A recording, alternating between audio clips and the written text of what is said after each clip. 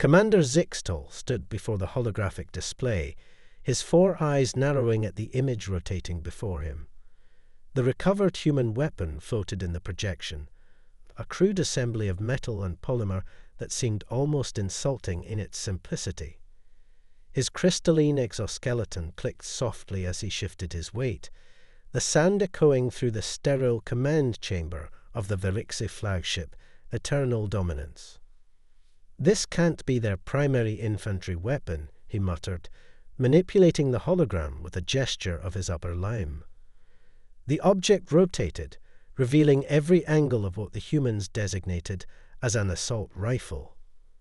The intelligence division had intercepted thousands of transmissions about these weapons, and each one seemed more preposterous than the last.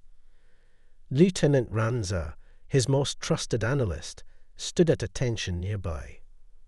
Her translucent scales shifted color slightly, indicating mild anxiety. "The data is conclusive, Commander. This design, with minor variations, represents approximately 80% of their military small arms."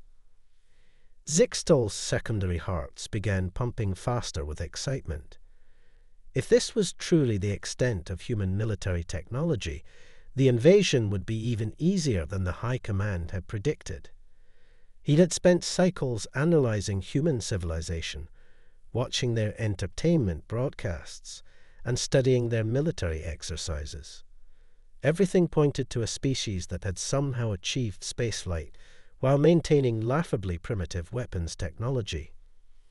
"They propel metal projectiles using controlled chemical explosions," he said, his voice tinged with disbelief. "No plasma containment. No particle acceleration. Not even basic graviton manipulation." He turned to face the vast observation window, looking out at the gleaming fleet assembled at the edge of the Sol system. 5,000 ships, each carrying enough firepower to level a continent, had gathered for what was supposed to be a challenging campaign. "Perhaps that's why they never responded to our warning broadcasts," Ranza suggested. "Their communication technology might be as primitive as their weapons." The commander called up another hologram, this one showing human military vehicles. Tanks that still rolled on tracks, aircraft that relied on atmospheric lift, ships that floated on water. It was like looking at artifacts from his own species' ancient history. "Have you completed the analysis of their defensive capabilities?" he asked, already knowing the answer would only reinforce his growing confidence. "Yes, Commander. Their orbital defenses are minimal. They maintain a handful of primitive satellites and a single space station that appears to be primarily for research purposes. Their ground-based anti-aircraft systems use the same principle as their small arms, chemical propulsion of metal projectiles." Zixtal felt a laugh building in his primary throat. "To think we delayed this invasion for 3 cycles out of caution. We could have conquered this world with 1/10 of our current fleet." He dismissed the holograms with a wave and activated the fleet-wide communication system. His voice would now reach every ship in the assault force, from the massive dreadnoughts to the smallest troop transporters. "Warriors of the Verixi Empire, our path to glory lies before us. The humans, despite achieving limited spaceflight, remain technological infants. Their weapons are barely more advanced than thrown rocks. Their defenses are negligible. Their communication systems are primitive. This will not be the great campaign we prepared for, but rather a simple correction of the universe's error, placing a primitive species in control of a resource-rich world." He paused, letting his words sink in. Throughout the fleet, he knew warriors would be checking their plasma rifles and powering up their combat exoskeletons, equipment that would seem like magic to the primitive humans. "We attack in 3 hours. Expect minimal resistance. The operation should be completed within 1 planetary rotation. Glory to the Empire." As the confirmation signals flooded in from the fleet, Zixtol turned back to the window. Earth hung in the distance, a blue jewel that would soon belong to the Empire. He felt almost disappointed. He had hoped for at least some challenge from these humans. "Lieutenant," he said, "prepare my combat armor. I think I'll lead the first wave personally. After all, how dangerous can these primitive creatures be?" Ranza's scales flickered with concern. "Commander, the protocols state that fleet commanders should remain in orbit until resistance levels have been assessed. Yes. But look at their weapons, Lieutenant. What resistance could they possibly offer? The most they can do is throw metal at us. Against our shields, they might as well be using sticks and stones." As the fleet began moving into attack formation, Zixtol imagined how this invasion would be recorded in the Empire's history.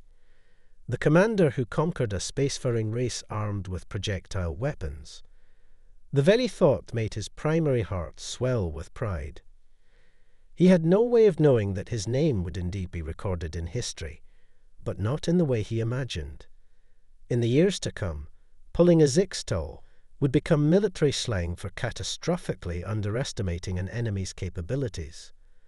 But for now, he stood confident and proud, watching his fleet prepare to attack a world that he believed was defenseless. The greatest military disaster in Varixi history was about to begin, all because of one commander's certainty that he had seen everything humanity had to offer.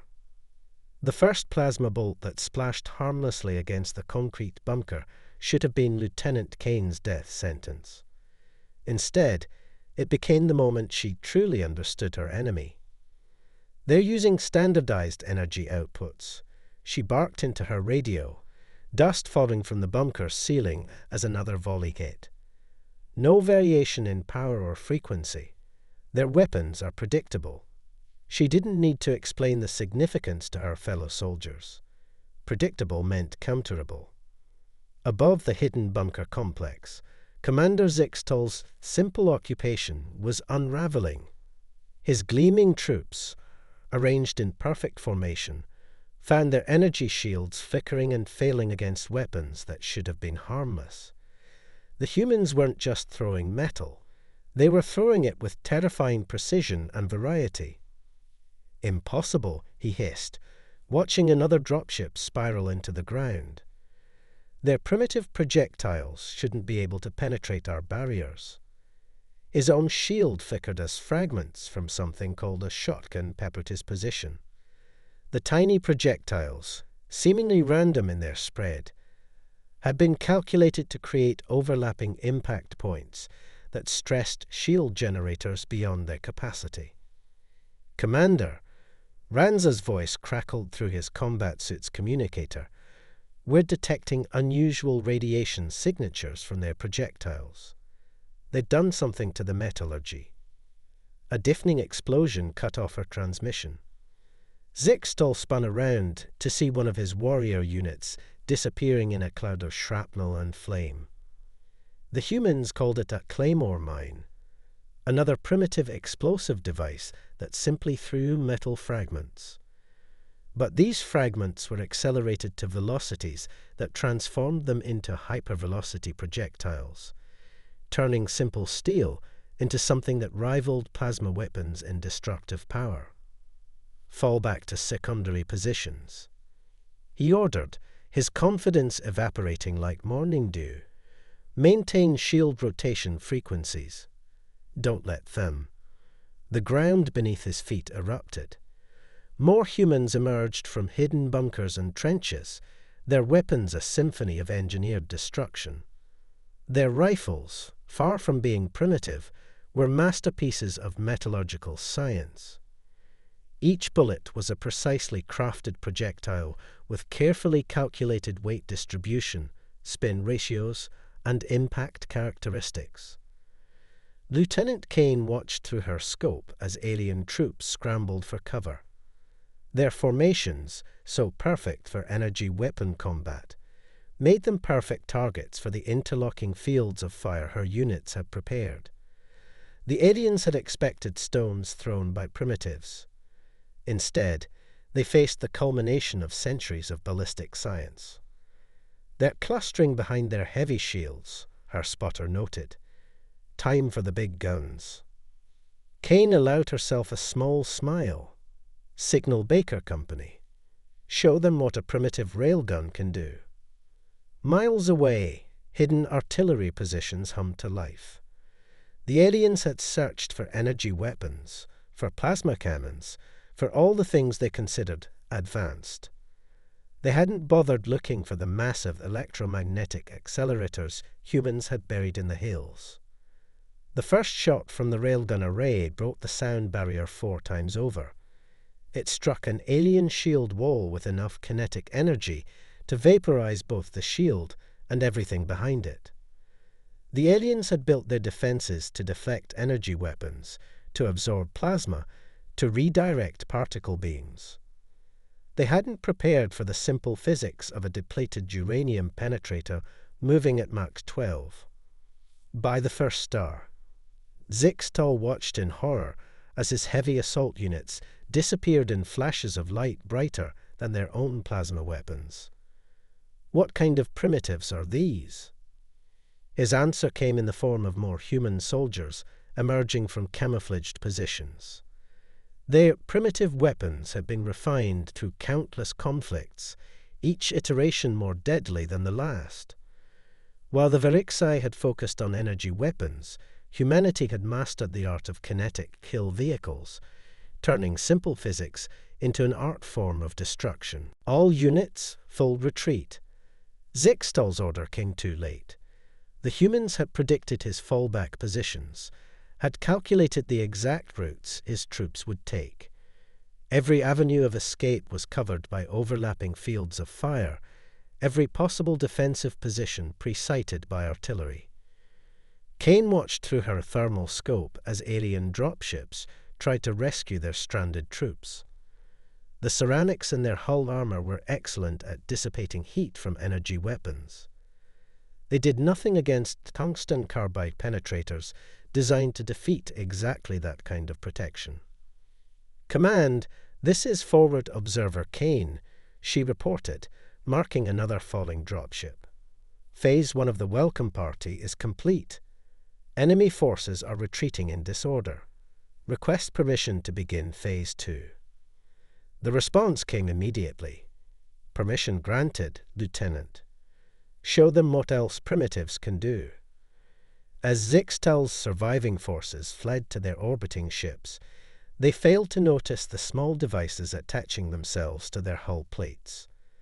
The humans called them dumb bombs, simple mechanical devices without any electronics to detect. But their simplicity was their strength. No alien sensor would detect them until it was too late. The commander stumbled onto his command ship, his crystalline exoskeleton cracked and scored. How? He demanded of no one in particular. How did we not see? Lieutenant Ranza, monitoring the retreat from orbit, had part of the answer. "Sir, I've been analyzing their weapon designs. They're not primitive at all. They're refined. Perfected. While we focused on advancing to new technologies, they took basic principles and developed them to their absolute limits." Before Zixtal could respond, the first of the dumb bombs detonated in his ship's hangar. The resulting chain reaction would remind the Empire that sometimes the simplest solutions were the deadliest. The learning curve, it seemed, would be steeper than anyone had imagined. The Verixai High Command Chamber pulsed with an angry red light, matching the fury of its occupants. Supreme Commander Vexnor's crystalline form trembled as he reviewed the disaster that was the first invasion attempt. 300 ships lost, he growled, his voice echoing off the chamber's living crystal walls.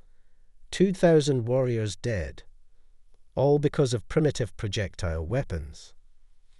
Zixtal, now stripped of his command, but forced to attend this strategic session, stood in disgrace.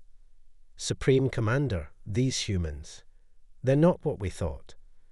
Their weapons may seem simple, but Silence. Vexnor's secondary arm slammed against his command podium. You've proven your incompetence already. Now witness how a true Velixi commander wages war.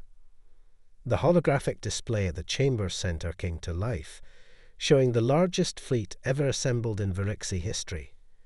10,000 ships, including the dreaded Planet Killer-class dreadnoughts. This time, there would be no grand invasion, no careful occupation, just overwhelming force. Admiral Kexra, the newly appointed fleet commander, stepped forward.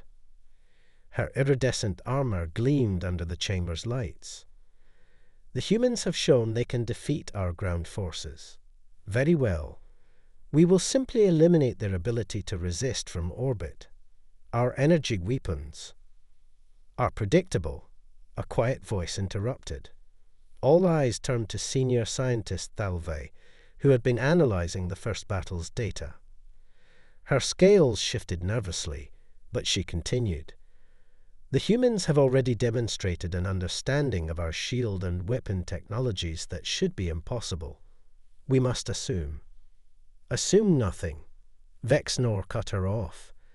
They got lucky once. Their primitive metals cannot reach our ships in orbit. Their atmosphere-bound aircraft cannot touch our fleet. This time, we will show them true power. As the massive fleet prepared for departure, Thalvi shared her concerns with her research team. Look at these readings, she insisted, pointing to data from the first battle. Their projectile weapons aren't just metal slugs. The metallurgy is incredibly advanced. The shapes are mathematically perfect. And some of them, she hesitated. Some of them showed signs of quantum engineering. But no one in command was listening to scientists anymore. Pride had overcome caution. The Velixi Empire would not be humiliated by primitives. 3 days later, Admiral Kixra's fleet arrived in Earth's orbit. Their formation was perfect, their energy weapons charged, their shields at maximum power.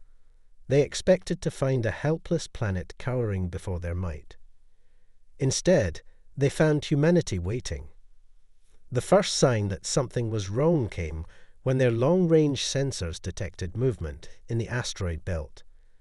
Probably mining operations, Kixra dismissed it. These primitives must gather resources manually, after all. Then the asteroids began to move faster, and change course, and split apart. Mass drivers, Thalve whispered in her laboratory, watching the data stream in. They turned the entire asteroid belt into a weapons system.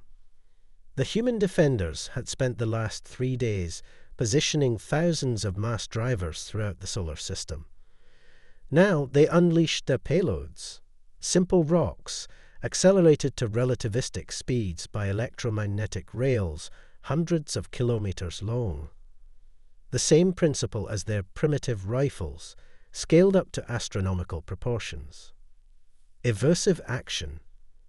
Kixra screamed as the first wave of hypervelocity asteroids approached, but there was nowhere to evade to. The humans had calculated every possible movement, every tactical response. The rocks came from all directions, their simple kinetic energy more devastating than any energy weapon. Massive Velixi ships, their shields designed to deflect energy weapons, found themselves torn apart by chunks of space rock moving at appreciable percentages of light speed. There was no defense against such simple physics. But that was just the beginning. From Earth's surface, hundreds of launching platforms revealed themselves. The humans called them railguns, scaled-up versions of their infantry weapons. Each one fired a specially engineered projectile that exploited the very quantum principles the Velixi had dismissed as beyond human understanding. Impossible. Kexra breathed as she watched her fleet being systematically destroyed. They're using gravity lensing. They've weaponized space-time itself. The human projectiles, wreathed in artificially generated gravitational fields, tore through Virixi's shields as if they didn't exist. Each shot created a localized distortion that turned the defenders' own shield energy against them. In the High Command chamber, now bathed in emergency lighting, Supreme Commander Vex Nor watched his mighty fleet dying. How? He demanded. How can they do this with such primitive technology? Thalvi, finally granted an audience, explained, because it's not primitive at all. While we rushed forward to new technologies, they perfected the basics. Their understanding of physics, of materials science, of quantum mechanics, it's beyond anything we imagined. They didn't need energy weapons. They made kinetic weapons into an art form. The pride of the Virixi Empire died that day, torn apart by primitive weapons that represented the pinnacle of human scientific achievement. As the surviving ships fled in panic, they transmitted one final image back to their homeworld, Earth's orbital defense platforms, their massive railguns still smoking, ready to fire again. The message was clear. Humanity didn't need fancy energy weapons or exotic technology. They had mastered the fundamental forces of the universe itself and turned them into weapons of terrifying efficiency. Admiral Kixra's final transmission, sent moments before our flagship was torn apart by a relativistic nickel-iron asteroid, would become famous throughout the galaxy. They're not primitives, they're perfectionists. The Virixi Empire's final assault began not with a bang, but with desperation. Their remaining forces, gathered from every corner of their territory, approached Earth with shields modified, weapons recalibrated, and tactics completely revised. They had learned from their previous failures, or so they thought.